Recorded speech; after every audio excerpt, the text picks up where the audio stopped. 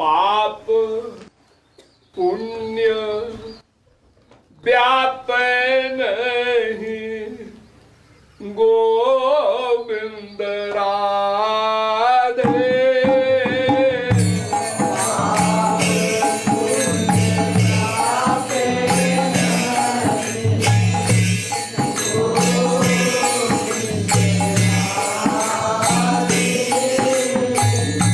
पाप पुण्य लागे नहीं, गोविंद राधे।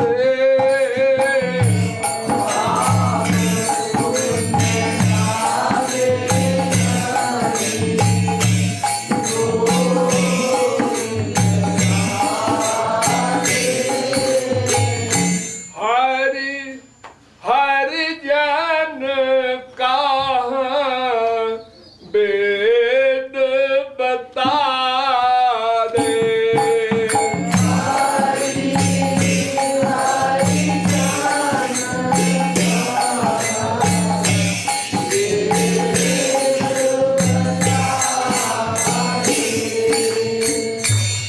पाप और पुण्य ये दो प्रकार के कर्म होते हैं।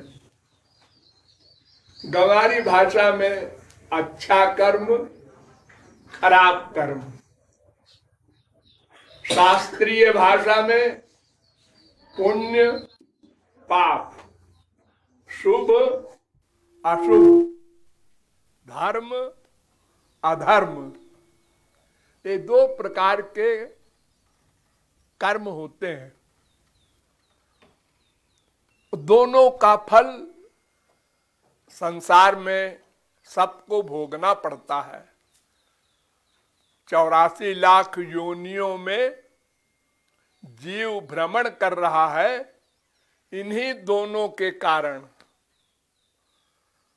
अच्छा कर्म करने वाला पुण्येन पुण्यम लोकम नयति, पापेन पापम उभाभ्यामेव मनुष्य लोकम। जो पुण्य कर्म करता है स्वर्ग जाता है, और जो पाप कर्म करता है वो नरक जाता है, और जो पाप पुण्य दोनों करता है वो मृत्युलोक में रहता है। तो इस प्रकार सभी जीव जो भी मायाबद्ध हैं, ध्यान दो, मायाबद्ध जीव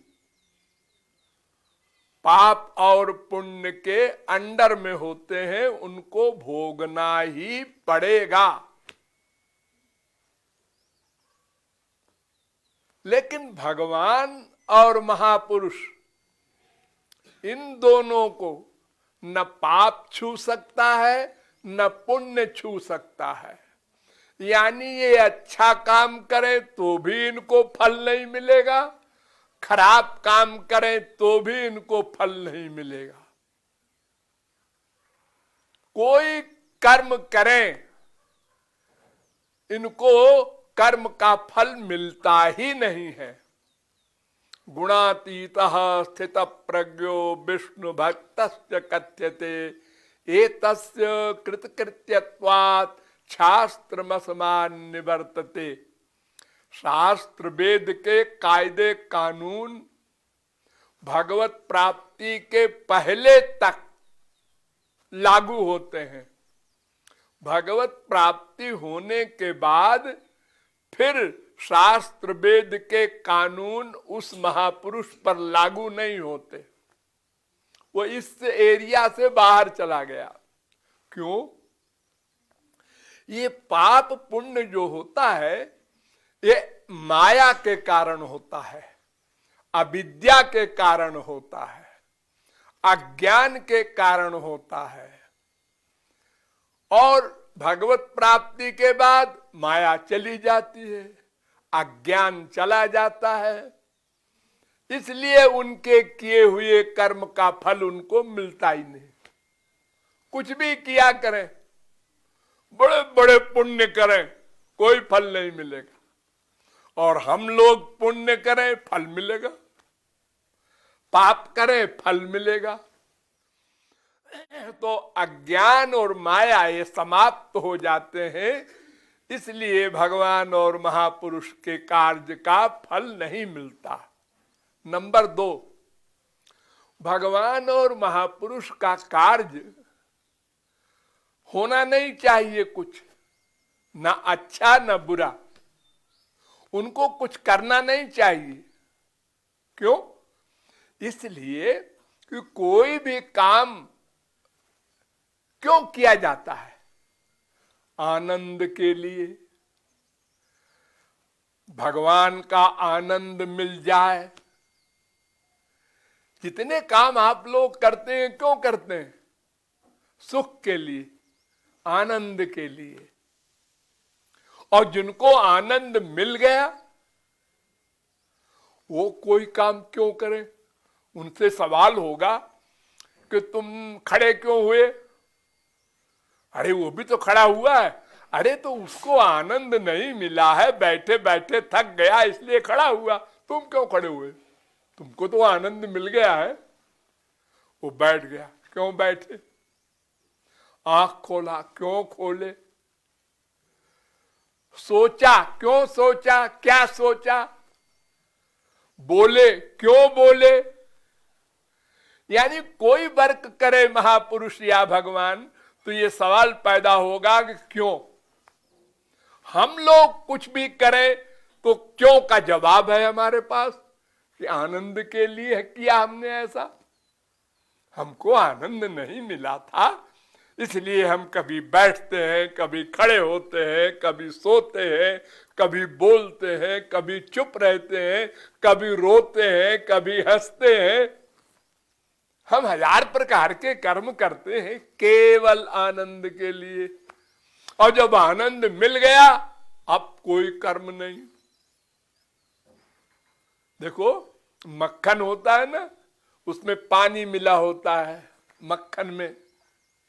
तो जब घी में आप पकाते हैं मक्खन को तो बोलता है, यानी वो पानी जलता है तो वो मक्खन बोलता है। बोलते बोलते बोलते बोलते बोलते जब पक जाता है तो घी बन जाता है, तब वो चुप हो जाता है। पट पट पट पट पट पट, चुप। अब पक गया, अब नहीं बोलेगा। अगर आप कहें साहब घी को फिर हमने आग पर रखा तो बोला ना, नहीं बोलेगा। जला दो, नहीं बोलेगा। लेकिन जब हमने रोटी डाला तो फिर बोला। अरे तो अपने लिए नहीं बोला, रोटी को पकाने के लिए बोला। रोटी में पानी था ना, उसको जलाने के लिए बोला। और जो रोटी पक गई, पूड़ी बन गई, तो फिर चुप हो गया।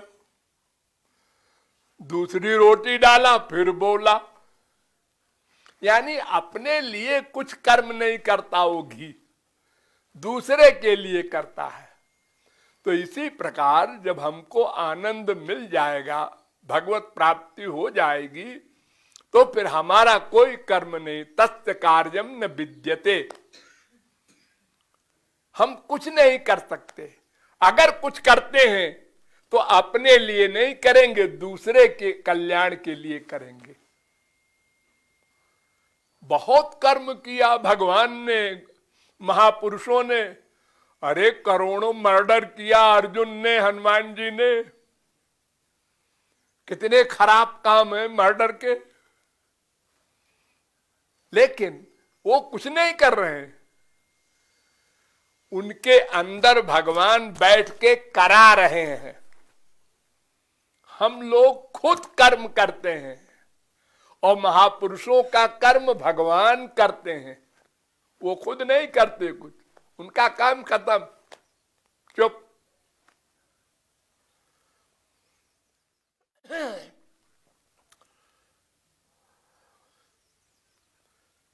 सुखदेव परमहंस ने परीक्षित को कहा कि परीक्षित, बहुत सी गोपियां सकाम प्रेम करती थी, भगवान को केवल प्रियतम मानती थी, जानती नहीं थी ये भगवान भगवान है, अपमान करती थी। बेशरम बेहया लफंगा पीछे पीछे घूमता रहता है, ऐसे बोलती थी ब्रह्म को। और वो गोलोक गई, उनकी चरण धूली ब्रह्मा शंकर चाहते हैं। तो ये काम युक्त गोपियां थी। तमेव परमात्मानम जार बुद्ध्यापि संगता जहुर गुणमयम देहम सद्य प्रक्षीण बंधना। काम भाव से गोपियों ने शरणागति की और गोलोक गई। तो परीक्षित राजा थे, उनका माथा ठनका कि महाराज गुरुजी एक प्रश्न है। क्या प्रश्न है? कि गोपियों में काम भाव पैदा हुआ, वो 3 गुण के अंदर आता है, सत्व गुण, रजोगुण, तमोगुण, ये माया के 3 गुण है। तो 3 गुण के अंदर आता है वो काम भाव। तो उनको गोलोक कैसे मिला? उनको तो नरक मिलना चाहिए। वो कैसे माया से उत्तीर्ण हो गई? तो सुखदेव परमहंस हंसे और उन्होंने कहा उत्तम पुरस्तात् चैतत्ते चैद्य सिद्धिम यथा गता। अरे परीक्षित, शिशुपाल तो दुश्मनी करके 100 गालियां दी भरी सभा में श्री कृष्ण को, उसको चक्र से मारा और गोलोक गया। गाली देने वाला, दुश्मनी करने वाला है, उसका मन श्री कृष्ण में मिल गया, बस वो गोलोक गया। देखो, लोहे को पारस से चाहे प्यार से छुआ दो और चाहे लड़ा दो गुस्से में, तो सोना बनेगा। चाहे कोई स्त्री सती होने के लिए आग में बैठे, उसको भी आग जला देगी। किसी का हाथ पैर बांध के आग में डाल दो, वो भी जलेगा उसी प्रकार। कोई जानबूझ के पॉइजन पिए खाए, वो भी मरेगा। किसी को अनजाने में खिला दो, वो भी मरेगा। तो भगवान से मन का अटैचमेंट होना चाहिए, चाहे अनुकूल भाव से हो चाहे प्रतिकूल भाव से हो। तो सुखदेव ने कहा परीक्षित कान खोल कर सुनो, अंतिम जजमेंट। कामम क्रोधम भयम स्नेहम ऐक्यम सौहार्दमेव च नित्यम हरौ विदधतो जानति तन्मयताम हिते। काम भाव से, क्रोध भाव से, भय से, कंस भय से गोलोक गया। वो जो चीज देखे इसमें भी श्री कृष्ण है, फेंक दे। तकिया, इसमें भी श्री कृष्ण है। खाना आया, इसमें भी श्री कृष्ण है। हर जगह श्री कृष्ण श्री कृष्ण। तो जब भगवान ने मारा तो गोलोक गया। तो भागवत में लिखा है आसीन संविशन तिष्ठन् भुंजान परजतन महीम चिंतयानो ऋषिकेश मपश्यत् तन्मयम जगत। बैठे तो इधर भी श्री कृष्ण, सोए तो फिर श्री कृष्ण आ गया जगाने, चले तो आगे आगे चलता है श्री कृष्ण, खाए तो चूठा कर दिया हमारे थाली में। इस प्रकार पागल हो गया डर से, डर के मारे। वो भी गोलोक गया।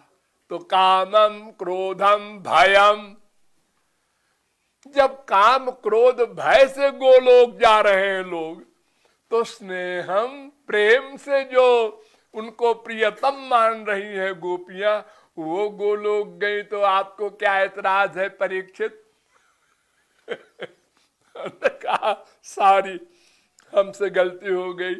अरे मूर्ख, महापुरुष और भगवान का कार्य भगवान करते हैं, वो स्वयं कुछ नहीं करता। वो तो भगवत प्राप्ति के बाद शांत हो गया, परिपूर्ण हो गया, चुप हो गया, अब कुछ नहीं करेगा। जब घड़े को आप तालाब में डुबो तो भक भक भक भक भक भक भक भक भक भक भर गया, अब नहीं बोलेगा, चुप, शांत हो गया, परिपूर्ण हो गया। तो भगवान और महापुरुष को किसी भी कर्म का फल नहीं मिलता, उनका कर्म योग माया से होता है। देखो, दो प्रकार की माया होती है। एक तो गुणमयी माया, तीन गुण वाली, सत्वगुण, रजोगुण, तमोगुण, इसके द्वारा कर्म होता है, जो माया के अंडर में है उनका। और जो माया से परे हो गए उनका कर्म कैसे होता है? नहीं होना चाहिए, वो योग माया से होता है। भगवान की एक पर्सनल पावर है, उसका नाम है योग माया। वो क्या करती है? इम्पॉसिबल को पॉसिबल करती है, असंभव को संभव करती है। आंख से आप देखते हैं, हाँ, वो आंख से सुनता है, ऐसा कैसे? हाँ, ऐसे ही है। असंभव को संभव। कुंती ने कहा कि कर्माण्यनिहस्य भवो भवस्यते दुर्गाश्रयो थारि भयात् पलायनम कालात्मनो यत् प्रमदायुताश्रय स्वात्मन्रते खिद्यति धीर विदामिह। ये सोचकर, ये जानकर बृहस्पति की बुद्धि भी खिन्न हो जाती है। क्या जानकर? कि भगवान और महापुरुष के कोई इच्छा नहीं होती। हाँ, इच्छा क्या होगी? जब आनंद मिल गया तो इच्छा का सवाल ही नहीं। इच्छा तो हम इसलिए बनाते हैं कि आनंद मिले। फिर भी कर्म करते हैं वो लोग। हाँ, कर्म करते हैं।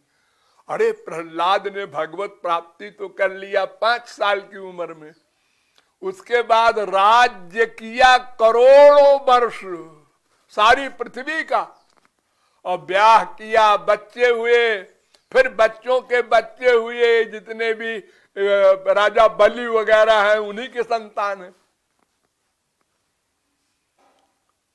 इतने कर्म कर रहे हैं। अरे, सब जितने बड़े बड़े महापुरुष हुए हैं इतिहास में, हो चाहे जमदग्नि हो, चाहे वशिष्ठ हो, भरद्वाज हो, सब, अरे गोपियां तो सब में टॉप करती हैं, उनके पति भी हैं, बच्चे भी हैं, और उनकी चरण धूलि ब्रह्मा शंकर चाहते हैं।